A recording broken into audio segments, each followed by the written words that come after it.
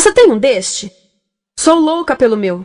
Na verdade, adoro todas as minhas coisas. Já se perguntou de onde vêm todas as coisas que compramos e para onde vão quando nos desfazemos delas? Não conseguia deixar de pensar nisso, por isso quis saber mais sobre o assunto. E os livros diziam que as coisas se deslocam ao longo de um sistema.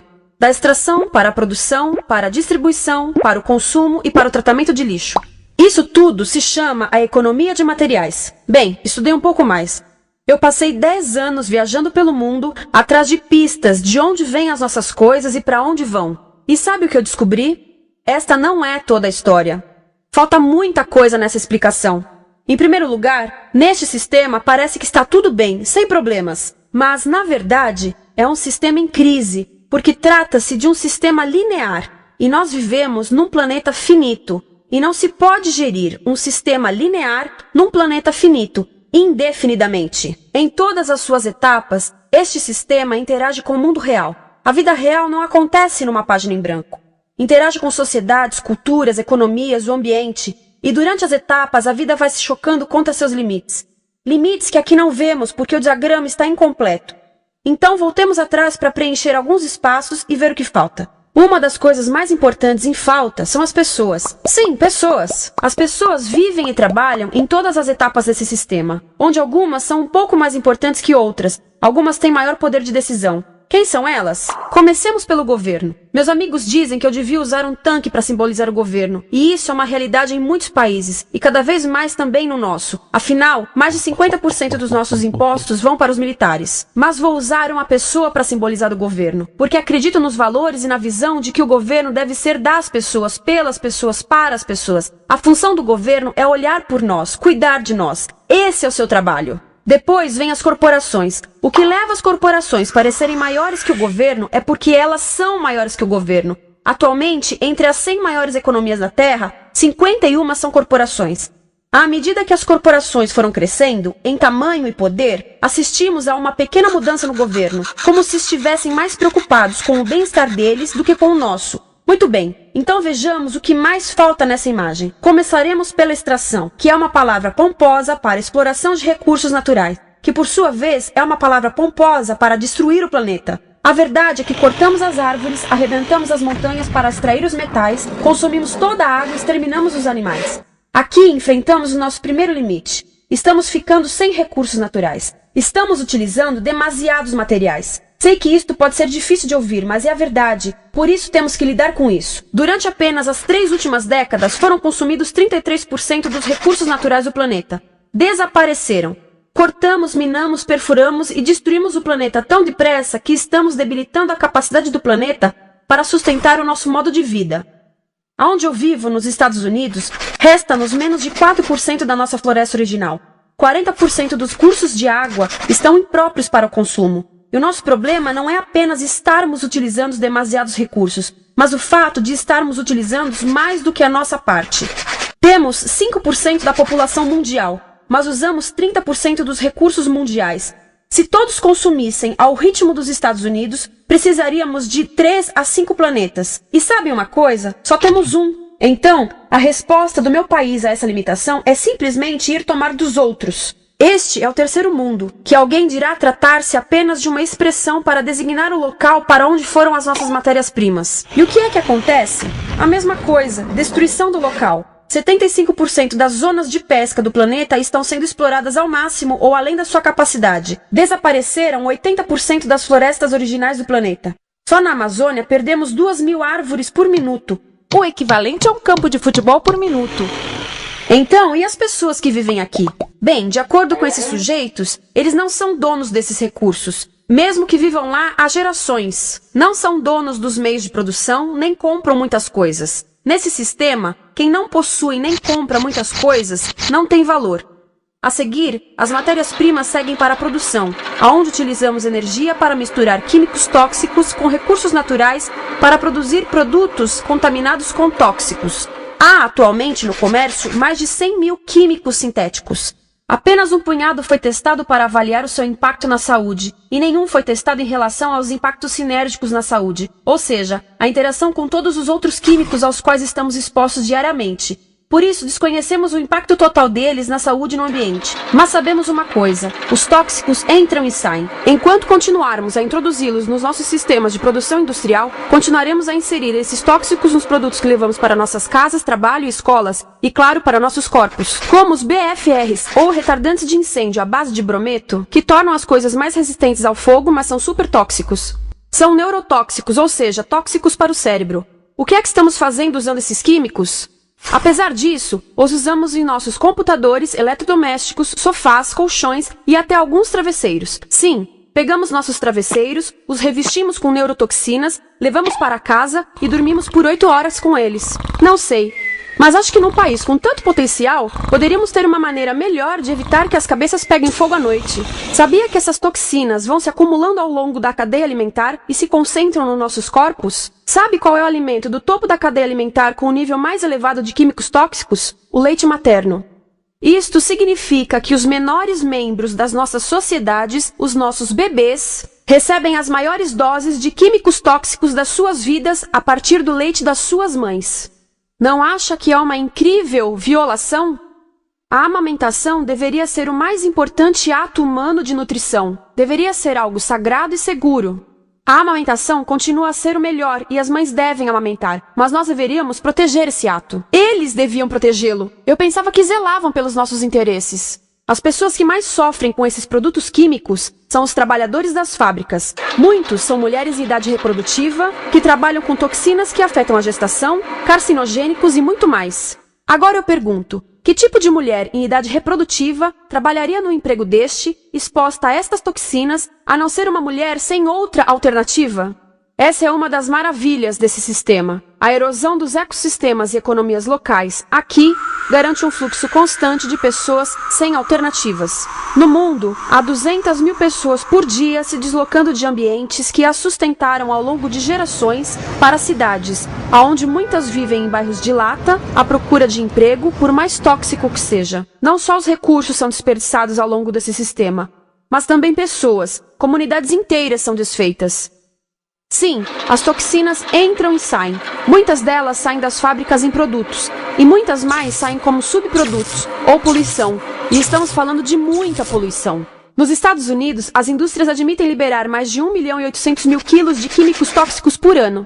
Deve ser muito mais, porque isso é o que eles admitem. Trata-se de outro limite, porque quem quer ver e respirar 1.800.000 quilos de químicos tóxicos por ano? Então o que eles fazem? Mudam as fábricas poluidoras para o estrangeiro, para poluir outros países. Mas, surpresa, grande parte dessa poluição volta para nós trazida pelo vento. E o que acontece depois de todos os recursos naturais serem transformados em produtos? Passam por aqui, para a distribuição, o que significa vender todo o lixo contaminado com toxinas o mais rápido possível.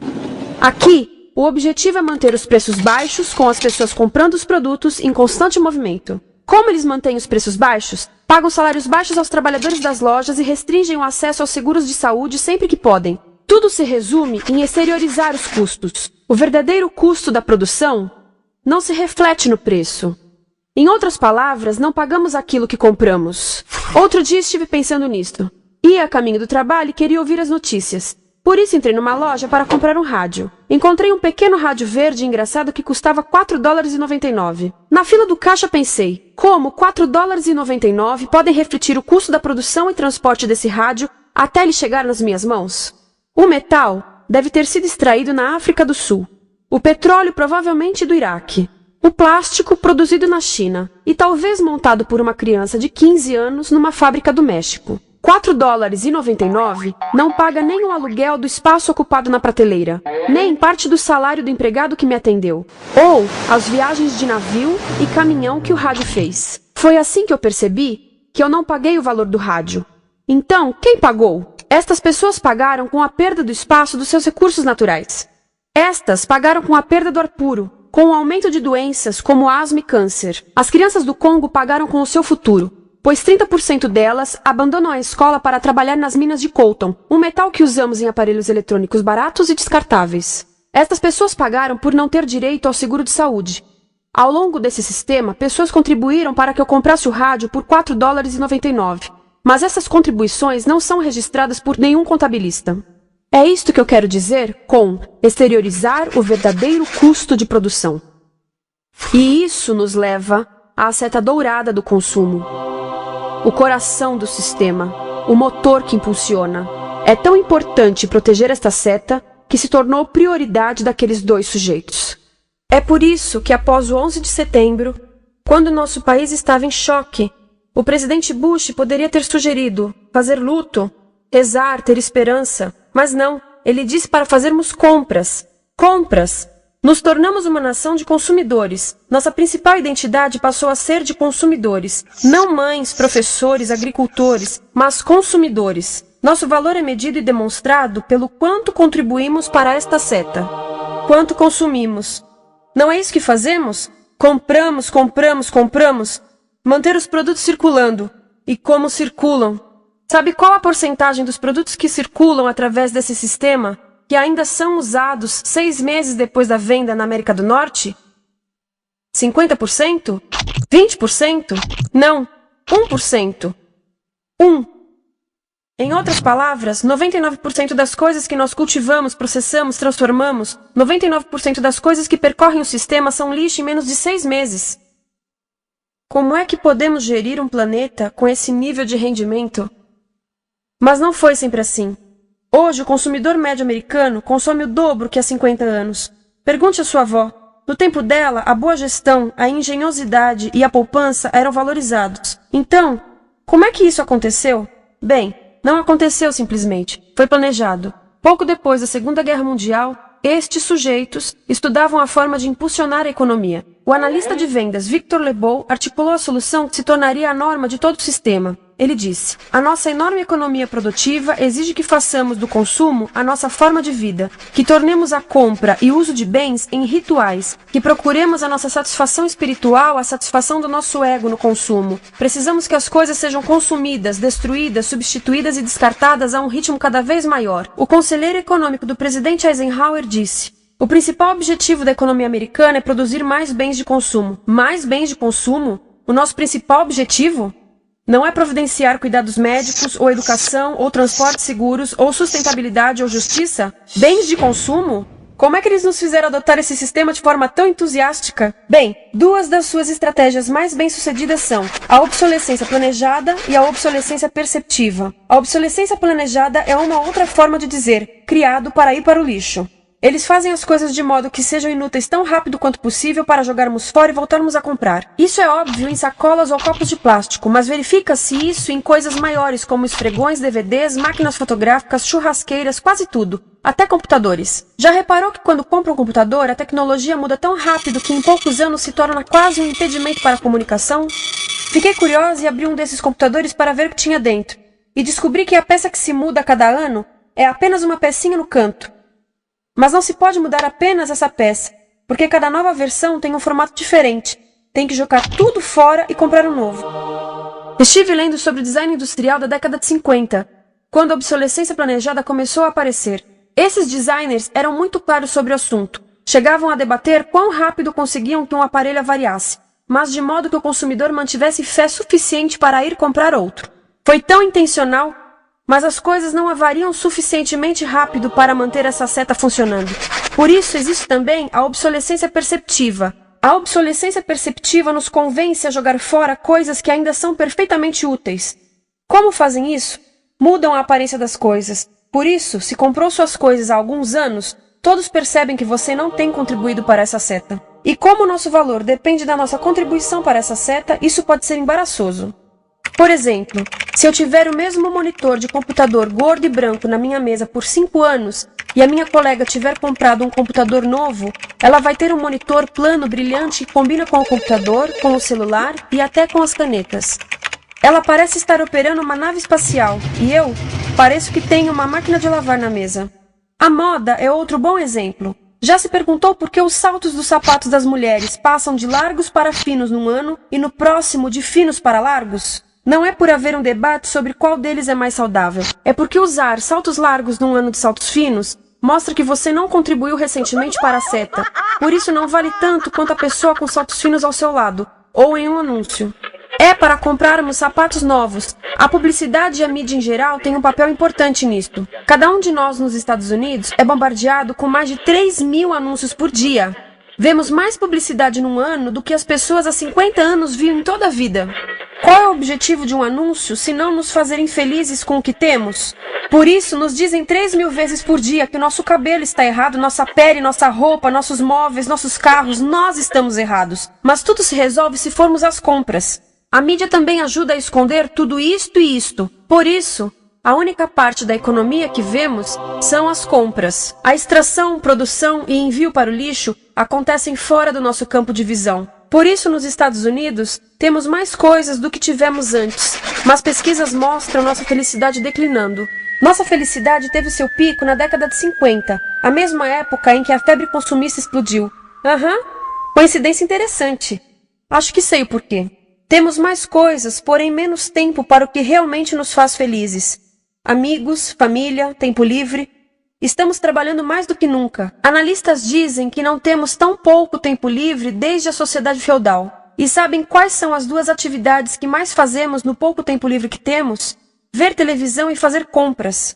Nós, americanos, passamos 3 a 4 vezes mais tempo comprando do que os europeus. Assim, nessa situação ridícula, vamos trabalhar talvez em 2 empregos, e quando chegamos em casa exaustos e sentamos no sofá novo para ver televisão, os anúncios dizem que não prestamos, então vamos às compras para nos sentirmos melhor. Depois trabalhamos mais para pagar o que compramos, e chegamos em casa mais cansados, vemos mais televisão que nos diz para fazermos compras outra vez. E estamos nesse ciclo de trabalhar, ver, comprar, e podíamos simplesmente parar. Então, no final, o que acontece a todas essas coisas que compramos? Nesse ritmo de consumo, não cabe tudo em casa, apesar do tamanho médio das casas ter duplicado nesse país desde os anos 70. Vai tudo pro lixo, e isso nos leva ao tratamento do lixo.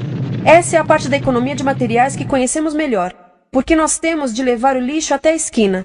Cada americano produz 2 quilos de lixo por dia, o dobro do que fazíamos há 30 anos. Todo esse lixo ou é despejado num aterro, que é um grande buraco no chão, ou ainda pior, primeiro é incinerado e depois despejado no aterro. As duas formas poluem o ar, o solo, a água, sem esquecer que alteram o clima. A incineração é realmente ruim. Lembra daqueles tóxicos da fase da produção? Bem, queimar o lixo libera esses tóxicos no ar.